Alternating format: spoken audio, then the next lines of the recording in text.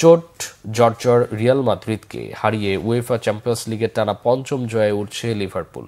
বুধবার ঘরের মাঠে ডিফেন্ডিং চ্যাম্পিয়নদের বিপক্ষে জয় তাদের 2-0 গোলে। 15 বছরের বেশি সময় পর স্প্যানিশ জায়ান্টদের বিপক্ষে জয় পেল ইংলিশ এই ক্লাবটি।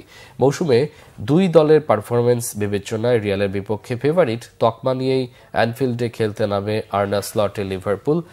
চোটের কারণে রদ্রিগো, মিলিতাও, কারবাহাল, ভাস্কুয়েস, চুয়ামেনি ও আলাবার সঙ্গে ভিনিসিয়াসকে এই ম্যাচে পায়নি রিয়াল কোচ কার্লো আনসেলত্তি।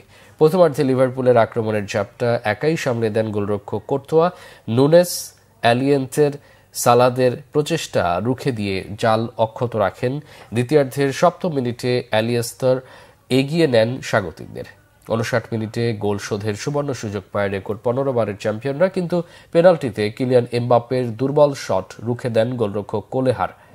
69 মিনিটে সালা পেনাল্টি শট বাইরে মেরে ব্যবধান বাড়ানোর সুযোগ হারান, তবে বদলিনামা কোডি হাকপো 76 মিনিটে গোল করে তা পুষিয়ে দেন।